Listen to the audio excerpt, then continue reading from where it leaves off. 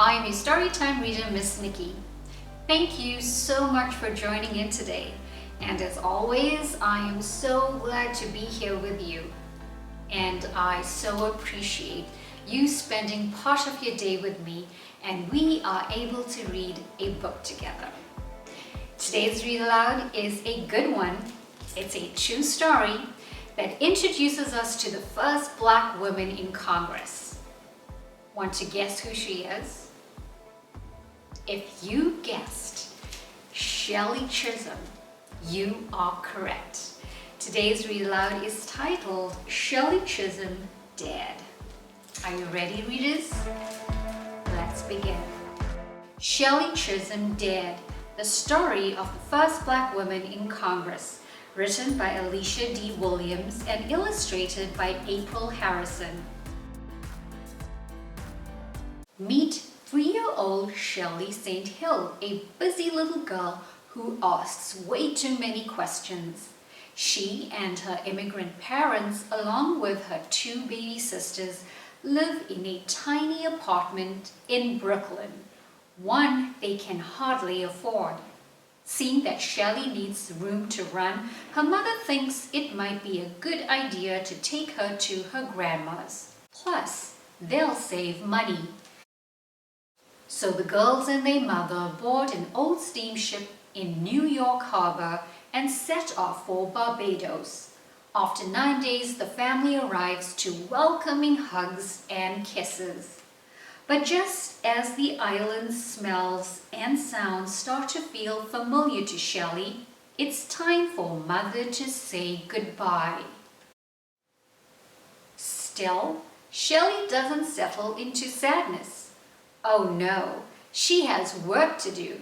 Though she's younger and tinier than her cousins, she's just as strong. She hauls buckets of well water to thirsty cows, pigs, and goats. Shirley even bosses her cousins around.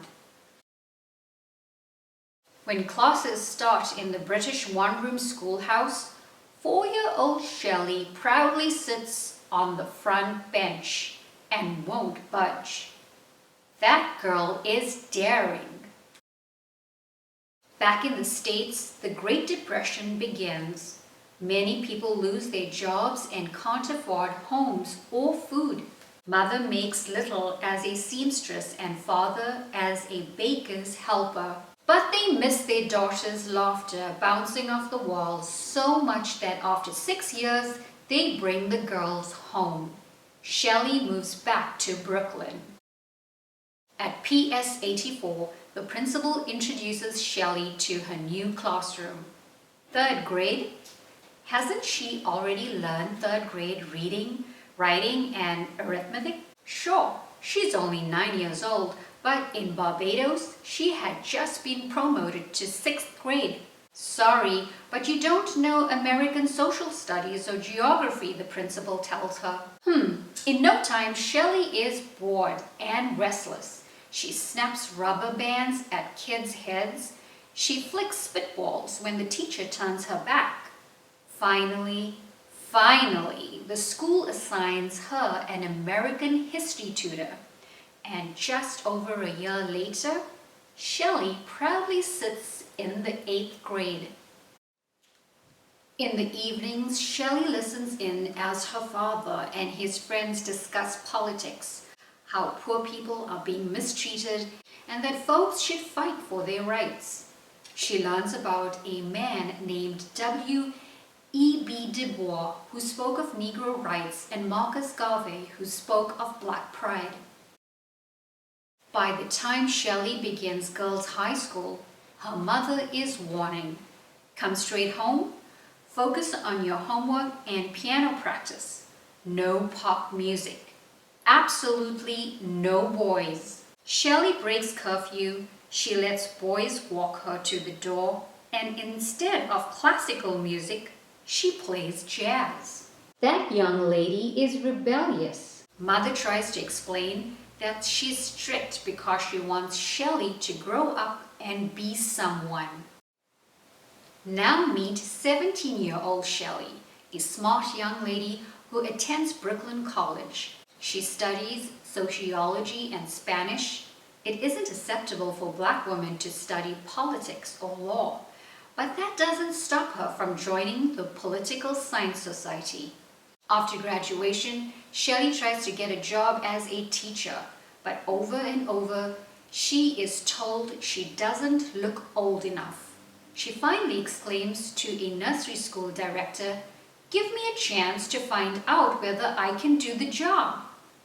That woman is persistent, and on the spot, the director of Mount Calvary Child Care Center hires Shirley as a teacher's aide.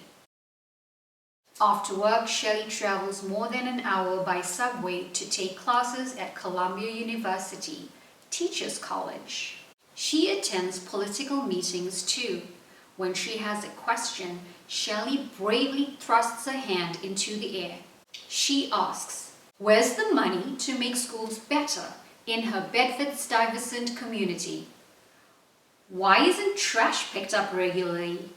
Why can't Bed-Stu have as much police protection as other districts?" That woman is too persistent. Politicians promise to help, but don't. So Shirley joins the 17th Assembly District Democratic Club during a time when women members can only do chores like writing thank you cards. Each year, the club holds a banquet to raise money, and the donations are collected in cigar boxes. Shirley's role? Cigar box decorator. She paints, glues, pitches, and makes the boxes so dazzling that people can't help but give. Still, Shirley wants to know, why are only women making cards and decorating boxes? Why should we put up with this? "Yeah," echoed the other women. "Why should we put up with this?" That Shirley is a troublemaker. Finally, the club sends a letter thanking Shirley for her hard work and kicking her out. Shirley isn't bothered. After all, people don't have to be members to attend meetings or to ask questions. When she's 25 years old, Shirley St. Hill marries her college sweetheart, Conrad Chisholm. Meet Shirley Chisholm, a busy young woman who still asks way too many questions. Teaching now takes over her life. At 29, she becomes director of the Friend in Need Nursery School, and a year later, director of the Hamilton-Madison Child Care Center. In her community, politicians keep making promises, yet nothing changes. So Shirley steps her white Oxford heels back into politics. She helps create the Unity Democratic Club. She works to organize after-school programs for kids and improve housing conditions for inner-city neighborhoods. She organizes voters, stuffs envelopes, and circulates petitions. A seat in the New York State Assembly opens, but there's one problem. It has always been made up of daring, rebellious, persistent white men. Shirley isn't deterred. During the campaign, words, and more words are thrown at her. "Have you cooked your husband's breakfast yet? Shouldn't you be cleaning your house? Women ought to take care of their families, not run for office." Shirley hears only the most important words from her father long ago. "Make something of yourself." Election night, 1964. The votes are tallied. 18,149, 18,150, 18,151, 20,957 votes have been cast, and Shirley Chisholm wins by more than 16,000. Over the next 3 years, Shirley introduces bills to help disadvantaged students pay for college and to give unemployment insurance to domestic workers. She speaks up so much that assemblymen complain. When she refuses to follow their rules, they call her a bossy troublemaker. When she challenges them, they mutter that she doesn't belong. What does Shirley do? She runs for Congress. She posts signs and hands out flyers, talks to ladies sitting on park benches and men standing on street corners, visits housing projects, churches, and living rooms too. She works and works and works. Her campaign slogan is unbought and unbossed. Her fellow assemblymen refuse to support her. Even reporters ignore her, only interviewing her opponent. Shirley protests. Who are you? They retort. Just a little schoolteacher who happened to go to the assembly. Hasn't Shirley helped students pay for college? Hasn't she proposed bills to fund daycare centers? Hasn't she organized rallies, driven voters to the polls, and fought for the rights of the poor? But could she? Dare she win? Election night 1968. The votes are tallied. 34,883, 34,884, 34,885. 52,433 votes are cast. Shirley Chisholm wins by more than 21,000 votes. This daring, rebellious, persistent troublemaker is the first African American woman elected to Congress, and she never stops asking questions. The end. Yes, Shirley Chisholm was daring, rebellious, and persistent. She studied hard, fought for what she believed in, and grew up to become a trailblazer for not only African American women, but all women. Have you heard the word trailblazer before? A trailblazer is a person who has new ideas or who does new things that has not been done before.